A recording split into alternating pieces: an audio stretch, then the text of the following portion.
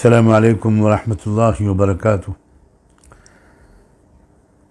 میں اس وقت اپنے ملک میں پیش آنے والے دو اہم واقعات پر کچھ اپنے خیالات کا اظہار کرنے کے لیے آپ کی خدمت میں حاضر ہوا ہوں۔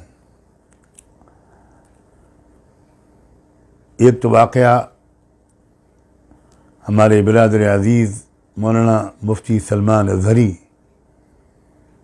صاحب کی گرفتاری کا ہے۔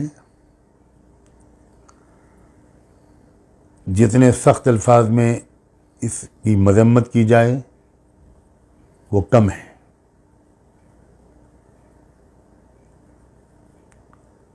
یہ ایک اور دلیل ہمارے سامنے آئی ہے کہ ہمارے ملک میں لوکتنترک ویوستھا ختم ہو چکی ہے۔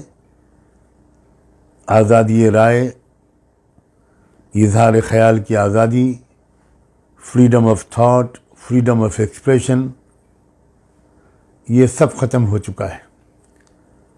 ایک زبردست ڈکٹیٹرشپ کا زمانہ چل رہا ہے۔ پوری قوم کی طرف سے میں مفتی سلمان اظہری صاحب کے ساتھ اظہار ہمدردی کرتا ہوں اور امید کرتا ہوں کہ آنے والے دنوں میں پورے ملک کو اور تمام مظلوم طبقات کو ان سے اور ان جیسے لوگوں سے مزید رہنمائی حاصل ہوگی۔ یہ ایک امتحان اور ایک آزمائش ہے جس میں اس وقت وہ مبتلا ہیں۔ ہم سب دل و جان سے دعا گو ہیں کہ اللہ تعالیٰ جلد از جلد ان کی رہائی مقدر فرمائے اور باعزت طور پر وہ تمام الزامات سے بری ہوں۔ یہ بات بھی ان کی بہت قابل قدر ہے کہ انہوں نے اپنی گرفتاری کے موقع پر پولیس اسٹیشن کے پاس جمع ہونے والے مجمع کو خود سنبھالا اور اس سے گزارش کی کہ وہ لا اینڈ آرڈر کا مسئلہ نہ کھڑا ہونے دیں، اور اس کے بعد عوام وہاں سے منتشر ہوئے۔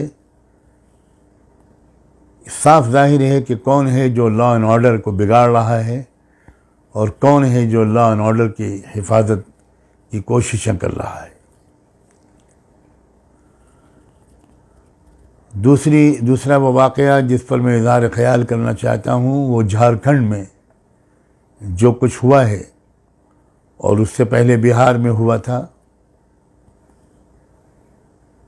ایک الیکٹڈ گورنمنٹ جھارکھنڈ میں جو اچھی اکثریت کے ساتھ منتخب ہو کر آئی تھی، کس طرح ملک کی تاریخ میں شاید پہلی بار ایک وزیر اعلیٰ کو گرفتار کیا گیا اور میری اب تک کی معلومات کے مطابق انتہائی جھوٹے الزام پر گرفتار کیا گیا، اور پھر اس حکومت کو گرانے کی کوشش کی گئی۔ بہار کے طرز پر ایک لوٹس آپریشن کا تجربہ وہاں بھی کیا گیا، مگر میں مبارکباد دیتا ہوں جھارکھنڈ کے لوگوں کو اور اس پارٹی کے ممبران کو، اپنے آدیواسی بھائیوں اور بہنوں کو، جنہوں نے اس پورے شڑینتر کو، اس سازش کو کامیاب نہیں ہونے دیا اور وہ اپنی اصولوں کے ساتھ ڈٹے رہے۔ پورے دیش کے آدیواسیوں کو اب بالکل جاگ جانا چاہیے۔ آدیواسیوں کا غلط استعمال کیا گیا۔ ایک طرف تو ان کو بنیادی ادھیکاروں سے محروم کیا گیا، نہ پڑھنے لکھنے کا حق، نہ آگے بڑھنے کا حق۔ انہیں تو کسی زمین سے اٹھنے نہیں دیا گیا۔ ان کے بدن پر پورے کپڑے نہیں ہوتے، ان کے پیروں میں چپل جوتے نہیں ہوتے۔ اب آدیواسی قوم جاگ رہی ہے۔ میں تمام آدیواسی بھائیوں بہنوں کو یہ سندیش دینا چاہتا ہوں کہ آپ برسا منڈا کی طرح اس دیش کو دوبارہ آزاد کرانے کے لیے اٹھ کھڑے ہوں، اور میں ہیمنت سورین کو مبارکباد دیتا ہوں کہ وہ جیل سے نکل کر آئے اور اسمبلی کے سیشن میں انہوں نے بہت جرأت مندانہ تقریر کی. ان کے چہرے پر، ان کے الفاظ میں کہیں بھی کسی خوف اور مایوسی کی کوئی جھلک دکھائی نہیں دے رہی تھی. بہار میں جو کچھ ہوا وہ بھی او بی سیز کے خلاف ایک زبردست طاقت کا استعمال ہوا، ایک دھاندلی ہوئی، ایک دھوکہ دیا گیا اور او بی سیز کو او بی سیز سے لڑایا گیا. اور گویا اس وقت مرکزی حکومت یہ چاہتی ہے کہ کسی اسٹیٹ میں اپوزیشن کی کوئی حکومت باقی نہ رہے، تاکہ 2024 میں اب چند مہینوں کے بعد جو لوک سبھا کا الیکشن ہونے والا ہے اس میں وہ جو چاہے افسران سے کروا سکے. اس لیے بہار کے عوام کسی بھی مذہب اور ذات کے فرق کے بغیر بہار اور جھارکھنڈ کے عوام اور پورے ملک کے عوام سے میری اپیل ہے کہ وہ آنے والے الیکشن کی اہمیت کو سمجھیں. ابھی بھی ووٹر لسٹ کے اندراج کا کام جاری ہے. تمام لوگوں سے میری گزارش ہے، جو لوگ بھی یہ میری بات سن رہے ہیں، کہ وہ اپنے اپنے ووٹوں کا اندراج کروائیں. آپ اپنے اپنے محلے کے لوگوں کا، اپنے قرب و جوار کے لوگوں کا ووٹر لسٹ میں اندراج کروائیں، کریکشن کروائیں.